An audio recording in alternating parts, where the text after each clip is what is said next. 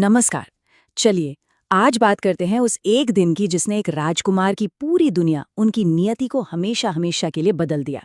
ये कहानी है प्रभु श्री राम के वनवास के दूसरे दिन की, जो असल में त्याग, आत्ममंथन और एक अटूट संकल्प का दिन था। कभी सोचा है, अपना सब कुछ, अपना राजपाट, अपना सुनहरा भविष्य, अपनी पूरी पहचान, इन सबको पीछे छोड़ने के लिए आखिर किस तरह के निश्चय की जरूरत पड़ती होगी? चलिए इस कहानी में झांक कर देखते हैं कि वो हिम्मत कहाँ से आई। तो कहानी की शुरुआत होती है वनवास के दूसरे दिन की सुबह से। जगह है श्रृंगवेरपुर में, गंगा का तट। अयोध्या का वो राजसी ठाट-बाट अब बस एक याद बनकर रह गया था। राम, सीता और लक्ष्मण के सामने अब एक नई, कठोर सच्चाई थी। जंगल का एक अनजाना, कांटों भरा रास्ता। दिन की शुरुआत में ही एक बड़ा फैसला लेना था, गंगा को पार करने का। पर यह सिर्फ एक नदी को पार करना नहीं था, ये तो मोह की सीमाओं को लांघना था।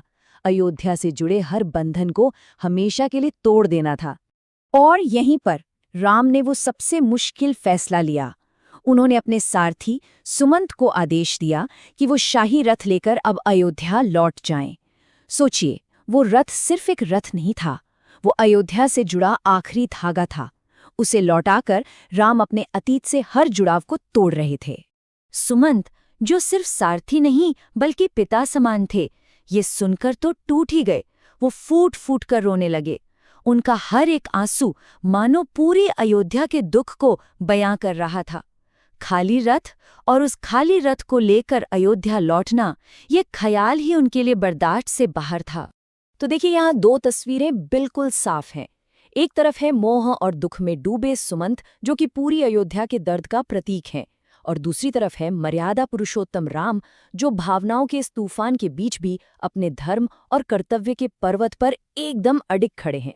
और इसके बाद आता है वो पल जो इस बदलाव पर कह सकते हैं एक पक्की मोहर लगा देता है। वो लम्हा जब राजसी पहचान को हमेशा के लिए त्याग दिया गया और एक तपस्वी जीवन को पूरी तरह से अपना लिया गया। ये सिर्फ बाल बदलने की बात नहीं थी, ये अपने आप में एक बहुत शक्तिशाली अनुष्ठान था। उन्होंने वटवृक्ष यानी बरगद का दूध मंगवाया और अपने खूबसूरत राजसी बालों को जटाओं में बांध लिया। कल तक जो सिर मुकुट पहनता था, आज उस पर तपस्वियों की जटाएं थीं। ये दृश्य देखकर तो निषादराज गुह का भी दिल कांप उठा। ये वैराग्य को अपनाने का सबसे गहरा प्रतीक था। तो ये जटा मतलब उलझे हुए बाल, ये कोई फैशन या स्टाइल नहीं है। तपस्वियों के लिए ये एक प्रतिज्ञा है। ये इस बात का ऐलान है कि अब वो बाहरी रूप रंग और दुनिया की चिंताओं से आज़ाद हैं और उनका पूरा ध्यान सिर्फ और सिर्फ आध्यात्मिक रास्ते पर है। बस इस एक काम के साथ ही वो पहचान पूरी तरह बदल गई।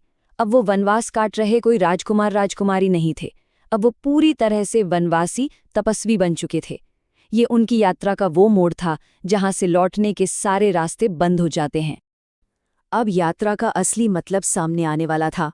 पैरों के नीचे कोई सवारी नहीं, सिर पर कोई शाही छत नहीं। ये उनके चुने हुए विनम्र जीवन की कठोर सच्चाई से उनका पहला सामना था। शाही रथ तो अब जा चुका था।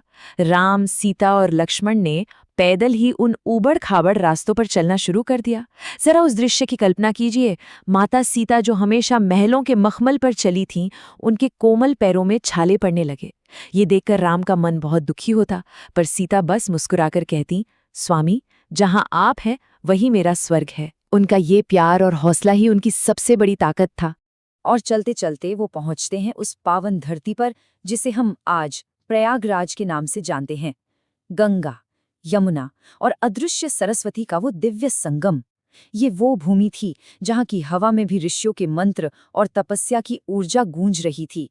और यहीं, इसी पवित्र भूमि पर, उनकी मुलाकात एक ऐसे व्यक्ति से होती है जो उनके इस अनिश्चित वनवास को एक दिशा, एक मकसद देने वाले थे। वो सीधे महर्षि भारद्वाज के आश्रम पहुंचे, जो ज्ञान और तपस्या का एक बहुत बड़ा केंद्र था। और त्रिकालदर्शी महर्षि तो सबको जानते थे।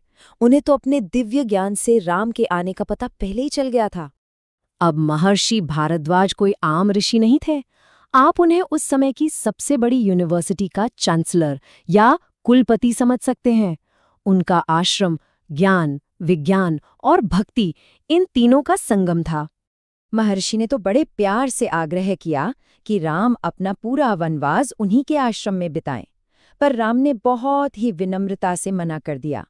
उन्होंने कहा कि ये जगह अयोध्या के पास है और वो नहीं चाहते कि अयोध्या के लोग उन्हें ढूंढते हुए यहाँ आएं और अपने राजा को इस तपस्वी हाल में देखकर दुखी हों। तब महर्षि भारद्वाज ने उन्हें वो रास्ता दिखाया जिसकी उन्हें तलाश थी। उन्होंने एक जगह का नाम बताया, चित्रकूट पर्वत। उन्होंने बताया कि वो जगह बेहद शांत, पवित्र और सुंदर है, तपस्वियों के लिए स्वर्ग जैसी और उनके एकांतवास के लिए सबसे सही जगह है। तो इस तरह वनवास का वो दूसरा दिन खत्म हुआ।